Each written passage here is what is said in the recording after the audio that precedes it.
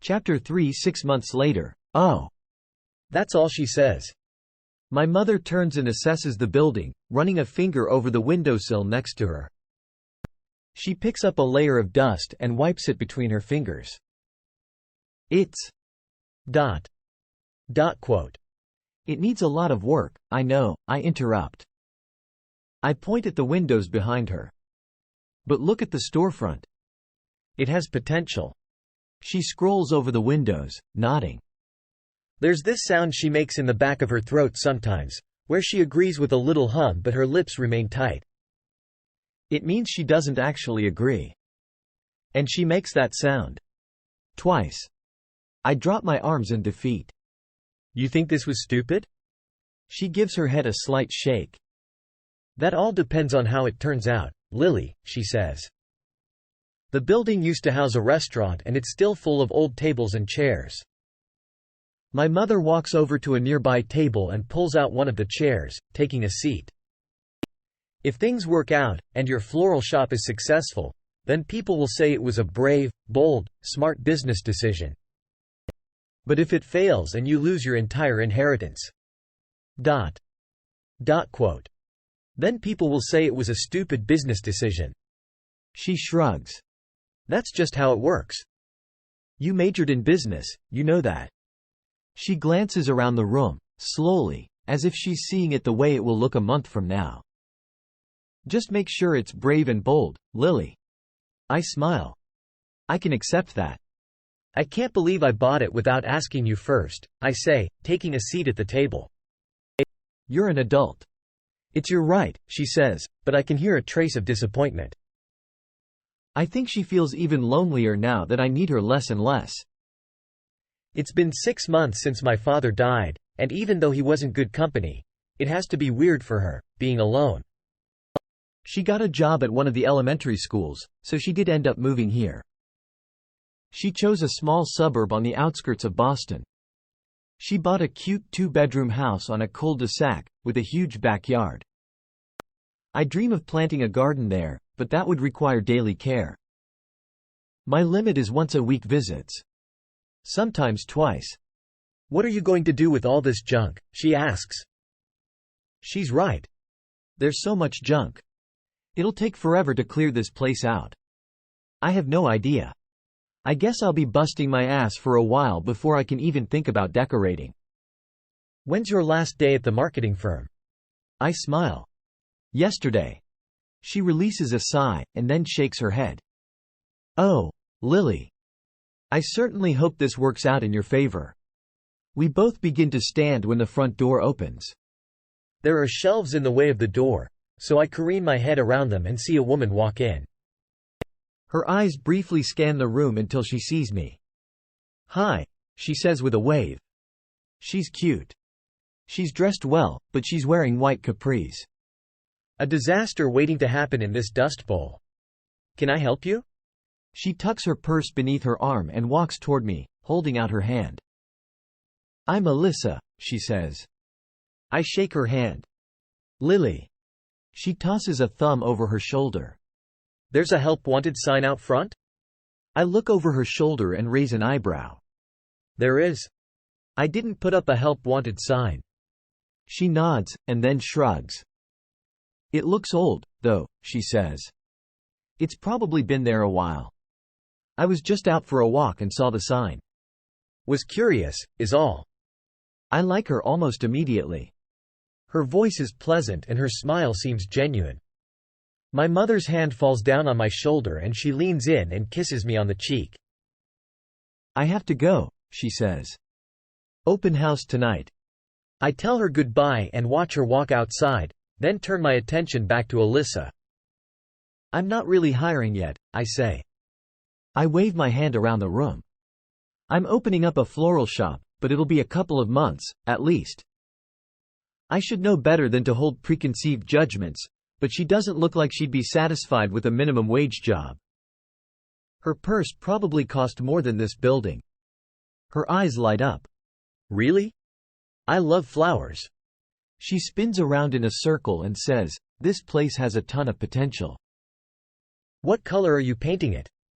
I cross my arm over my chest and grab my elbow. Rocking back on my heels, I say, I'm not sure. I just got the keys to the building an hour ago, so I haven't really come up with a design plan yet.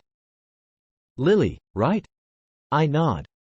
I'm not going to pretend I have a degree in design, but it's my absolute favorite thing.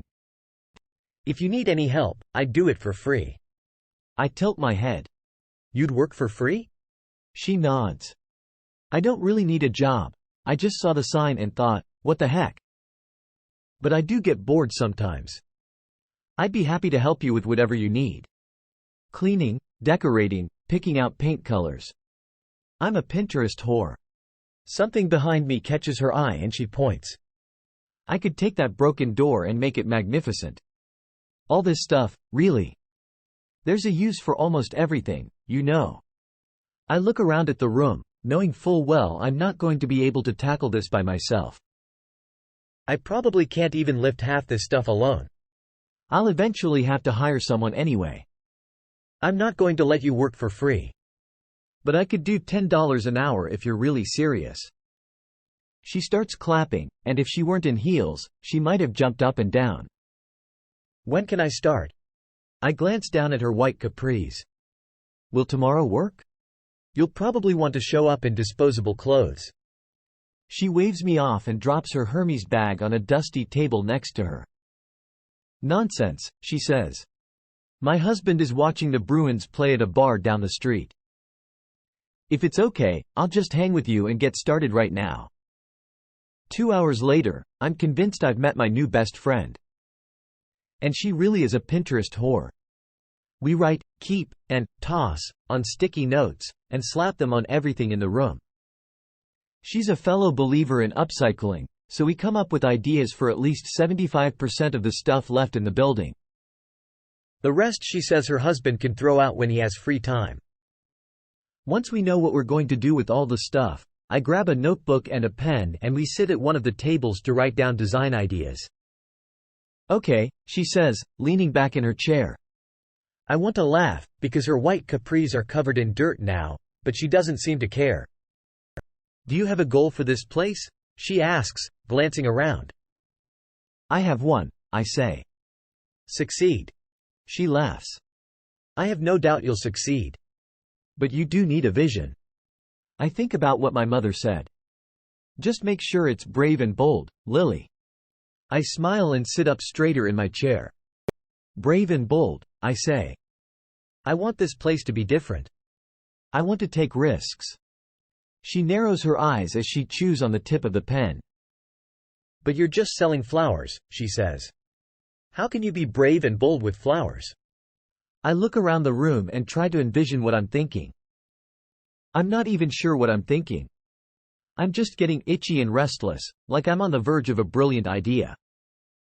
What are some words that come to mind when you think of flowers? I ask her. She shrugs. I don't know. They're sweet, I guess? They're alive, so they make me think of life. And maybe the color pink. And spring. Sweet, life, pink, spring, I repeat. And then, Alyssa, you're brilliant. I stand up and begin pacing the floor. We'll take everything everyone loves about flowers, and we'll do the complete opposite. She makes a face to let me know she isn't following. Okay, I say. What if, instead of showcasing the sweet side of flowers, we showcased the villainous side? Instead of pink accents, we use darker colors, like a deep purple or even black. And instead of just spring and life, we also celebrate winter and death. Alyssa's eyes are wide. But. What if someone wants pink flowers, though? Well, we'll still give them what they want, of course. But we'll also give them what they don't know they want. She scratches her cheek. So you're thinking black flowers? She looks concerned, and I don't blame her. She's only seeing the darkest side of my vision. I take a seat at the table again and try to get her on board. Someone once told me that there is no such thing as bad people. We're all just people who sometimes do bad things. That stuck with me, because it's so true. We've all got a little bit of good and evil in us. I want to make that our theme. Instead of painting the walls a putrid sweet color, we paint them dark purple with black accents.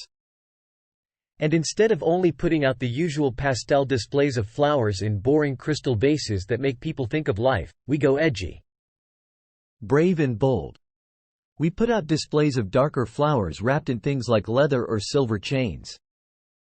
And rather than put them in crystal vases, we'll stick them in black onyx or dot. Dot. I don't know. Dot. Dot. Purple velvet vases lined with silver studs. The ideas are endless. I stand up again. There are floral shops on every corner for people who love flowers. But what floral shop caters to all the people who hate flowers? Alyssa shakes her head. None of them, she whispers. Exactly. None of them. We stare at each other for a moment, and then I can't take it another second. I'm bursting with excitement and I just start laughing like a giddy child. Alyssa starts laughing, too, and she jumps up and hugs me.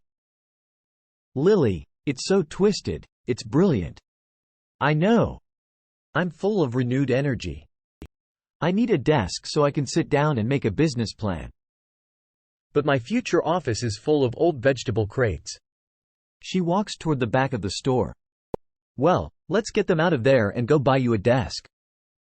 We squeeze into the office and begin moving crates out one by one and into a back room. I stand on the chair to make the piles taller so we'll have more room to move around. These are perfect for the window displays I have in mind. She hands me 2 more crates and walks away, and as I'm reaching on my tiptoes to stack them at the very top, the pile begins to tumble. I try to find something to grab hold of for balance, but the crates knock me off the chair. When I land on the floor, I can feel my foot bend in the wrong direction. It's followed by a rush of pain straight up my leg and down to my toes. Alyssa comes rushing back into the room and has to move 2 of the crates from on top of me. Lily, she says. Oh my God, are you okay? I pull myself up to a sitting position, but don't even try to put weight on my ankle. I shake my head. My ankle. She immediately removes my shoe and then pulls her phone out of her pocket. She begins dialing a number and then looks up at me. I know this is a stupid question, but do you happen to have a refrigerator here with ice in it? I shake my head. I figured, she says. She puts the phone on speaker and sets it on the floor as she begins to roll up my pant leg. I wince, but not so much from the pain. I just can't believe I did something so stupid. If I broke it, I'm screwed. I just spent my entire inheritance on a building that I won't even be able to renovate for months. Isa, a voice croons through her phone. Where you at? The game's over. Alyssa picks up her phone and brings it closer to her mouth. At work. Listen, I need. Quote. The guy cuts her off and says, at work. Babe, you don't even have a job. Alyssa shakes her head and says, Marshall, listen. It's an emergency. I think my boss broke her ankle. I need you to bring some ice too. Quote. He cuts her off with a laugh. Your boss? Babe, you don't even have a job, he repeats. Alyssa rolls her eyes. Marshall, are you drunk? It's onesie day, he slurs into the phone. You knew that when you dropped us off, Isa. Free beer until. Quote. She groans. Put my brother on the phone. Fine, Marshall mumbles. There's a rustling sound that comes from the phone, and then, yeah? Alyssa spits out our location into the phone. Get here right now. Please. And bring a bag of ice.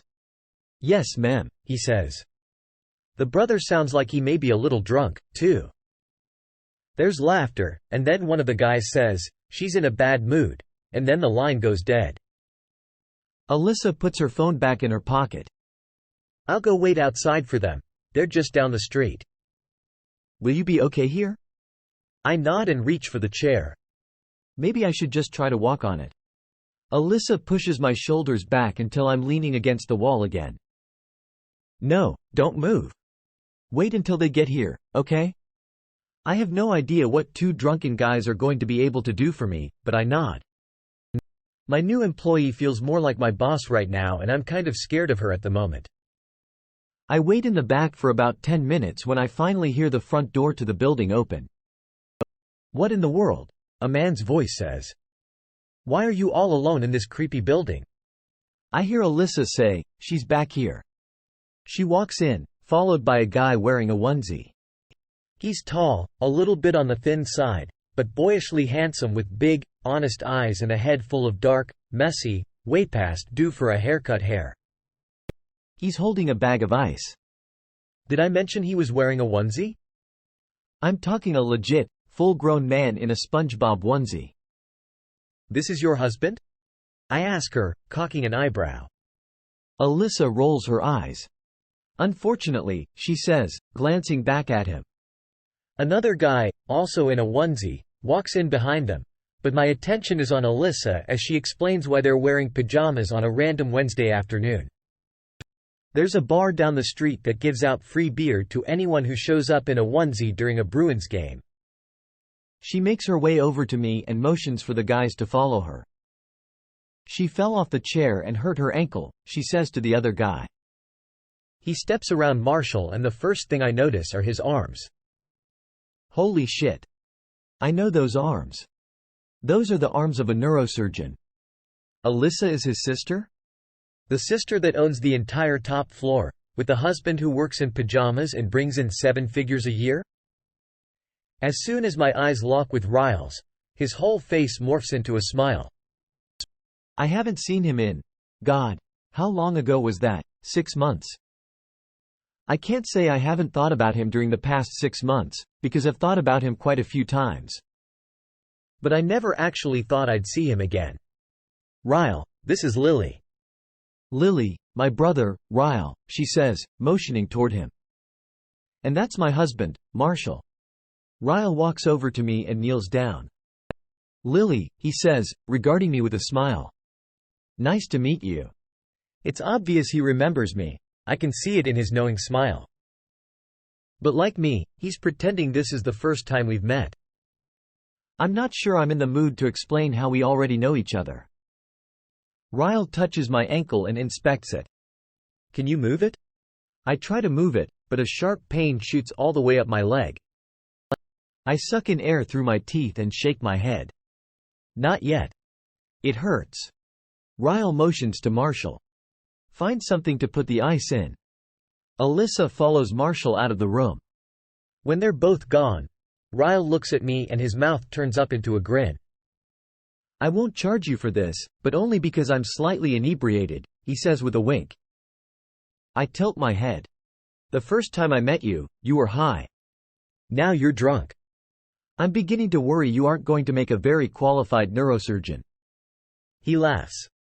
It would appear that way, he says. But I promise you, I rarely ever get high and this is my first day off in over a month, so I really needed a beer. Or 5. Marshall comes back with an old rag wrapped around some ice. He hands it to Ryle, who presses it against my ankle. I'll need that first aid kit out of your trunk, Ryle says to Alyssa. She nods and grabs Marshall's hand, pulling him out of the room again. Ryle presses his palm against the bottom of my foot. Push against my hand, he says. I push down with my ankle. It hurts, but I'm able to move his hand. Is it broken? He moves my foot from side to side, and then says, I don't think so. Let's give it a couple of minutes and I'll see if you can put any weight on it. I nod and watch as he adjusts himself across from me. He sits cross-legged and pulls my foot onto his lap. He looks around the room and then directs his attention back at me. So what is this place? I smile a little too big. Lily blooms. It'll be a floral shop in about 2 months' time. I swear. His whole face lights up with pride. No way, he says. You did it? You're actually opening up your own business? I nod. Yep. I figured I might as well try it while I'm still young enough to bounce back from failure.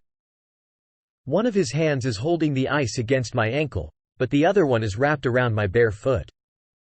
He's brushing his thumb back and forth, like it's no big deal that he's touching me. But his hand on my foot is way more noticeable than the pain in my ankle. I look ridiculous. Huh? He asks, staring down at his solid red onesie. I shrug. At least you went with a non-character choice. It gives it a bit more maturity than the SpongeBob option. He laughs, and then his smile disappears as he leans his head into the door beside him. He stares at me appreciatively. You're even prettier in the daytime. Moments like these are why I absolutely hate having red hair and fair skin. The embarrassment doesn't only show up in my cheeks. My whole face, arms, and neck grow flushed. I rest my head against the wall behind me and stare at him just like he's staring at me. You want to hear a naked truth? He nods. I've wanted to go back to your roof on more than one occasion since that night. But I was too scared you'd be there. You make me kind of nervous. His fingers pause their strokes against my foot. My turn? I nod. His eyes narrow as his hand moves to the underneath of my foot. He slowly traces his fingers from the tops of my toes, down to my heel. I still very much want to fuck you. Someone gasps, and it isn't me. Ryle and I both look at the doorway and Alyssa is standing there, wide-eyed. Her mouth is open as she points down at Ryle. Did you just... ... quote. She looks at me and says, I am so sorry about him, Lily. And then she looks back at Ryle with venom in her eyes. Did you just tell my boss you want to fuck her? Oh, dear. Ryle pulls his bottom lip in and chews on it for a second. Marshall walks in behind Alyssa and says, what's going on? Alyssa looks at Marshall and points at Ryle again. He just told Lily he wants to fuck her. Marshall looks from Ryle to me. I don't know whether to laugh or crawl under the table and hide. You did? He says, looking back at Ryle. Ryle shrugs. It appears that way, he says. Alyssa puts her head in her hands. Jesus Christ, she says, looking at me. He's drunk. They're both drunk. Please don't judge me because my brother is an asshole. I smile at her and wave it off. It's fine, Alyssa. Lots of people want to fuck me. I glance back at Ryle and he's still casually stroking my foot. At least your brother speaks his mind. Not a lot of people have the courage to say what they're actually thinking. Ryle winks at me and then carefully moves my ankle off his lap. Let's see if you can put any weight on it, he says. He and Marshall help me to my feet. Ryle points to a table a few feet away that's pushed up against a wall. Let's try to make it to the table so I can wrap it. His arm is secured around my waist, and he's gripping my arm tightly to make sure I don't fall. Marshall is more or less just standing next to me for support. I put a little weight on my ankle and it hurts, but it's not excruciating. I'm able to hop all the way to the table with a lot of assistance from Ryle. He helps me pull myself up until I'm seated on top of it, leaning against the wall with my legs stretched out in front of me. Well, the good news is that it isn't broken. What's the bad news? I ask him. He opens the first aid kit and says, you'll need to stay off of it for a few days. Maybe even a week or more, depending on how it heals. I close my eyes and lean my head against the wall behind me. But I have so much to do, I whine. He carefully begins to wrap my ankle. Alyssa is standing behind him, watching him wrap it. I'm thirsty, Marshall says. Anybody want something to drink? There's a CVS across the street. I'm good, Ryle says. I'll take a water, I say. Sprite, Alyssa says. Marshall grabs her hand. You're coming with. Alyssa pulls her hand from his and crosses her arms over her chest. I'm not going anywhere, she says. My brother can't be trusted. Alyssa, it's fine, I tell her. He was making a joke. She stares at me silently for a moment, and then says, okay. But you can't fire me if he pulls more stupid shit. I promise I won't fire you. With that, she grabs Marshall's hand again and leaves the room. Ryle is still wrapping my foot when he says, my sister works for you? Yep. Hired her a couple of hours ago. He reaches into the first aid kit and pulls out tape. You do realize she's never had a job in her entire life? She already warned me, I say. His jaw is tight and he doesn't look as relaxed as he did earlier. Then it hits me that he might think I hired her as a way to get closer to him. I had no idea she was your sister until you walked in. I swear. He glances at me, and then back down at my foot. I wasn't suggesting you knew. He begins to tape over the ace bandage. I know you weren't. I just didn't want you to think I was trying to trap you somehow. We want two different things from life, remember? He nods, and carefully sets my foot back on the table. That is correct, he says. I specialize in one-night stands and you're on the quest for your holy grail. I laugh. You have a good memory. I do, he says. A languid smile stretches across his mouth. But you're also hard to forget. Jesus. He has to stop saying things like that. I press my palms into the table and pull my leg down. Naked truth coming. He leans against the table next to me and says, all ears. I hold nothing back. I'm very attracted to you, I say. There's not much about you I don't like. And being as though you and I both want different things, if we're ever around each other again, I'd appreciate it if you could stop saying things that make me dizzy. It's not really fair to me. He nods once, and then says, my turn. He places his hand on the table next to me and leans in a little. I'm very attracted to you, too.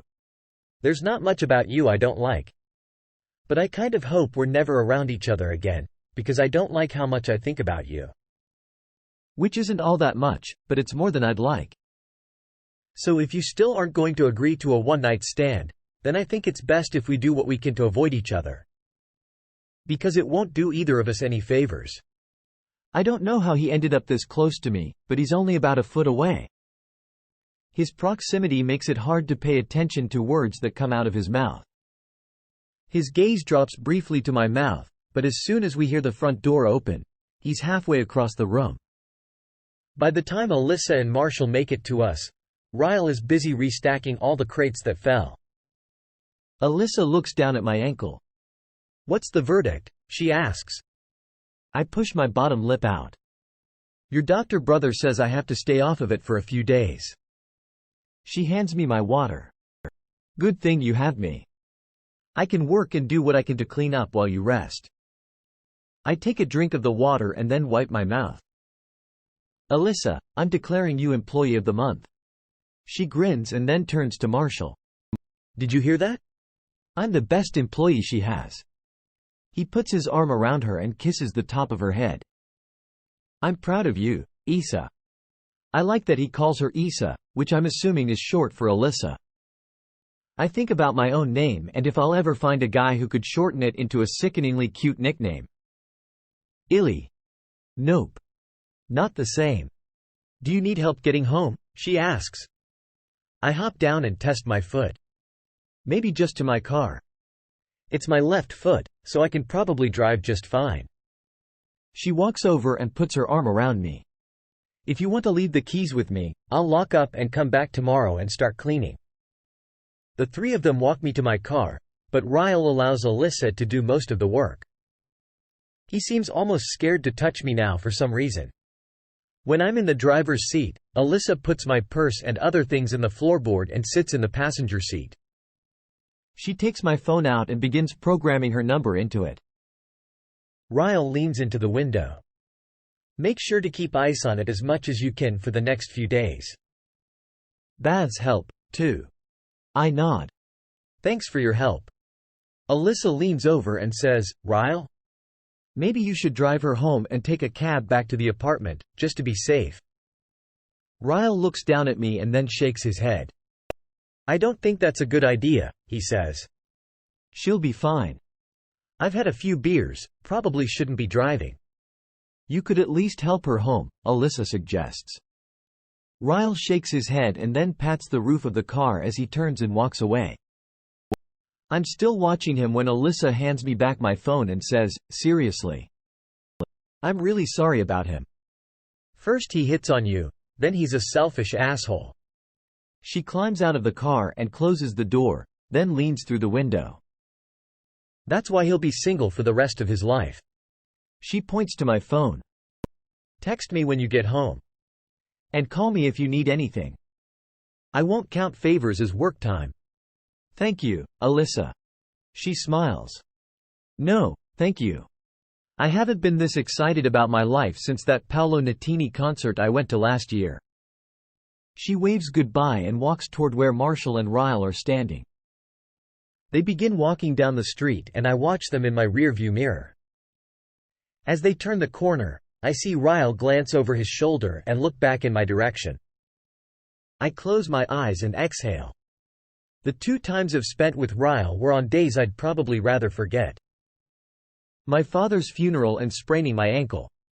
But somehow, him being present made them feel like less of the disasters they were. I hate that he's Alyssa's brother. I have a feeling this isn't the last time I'll be seeing him.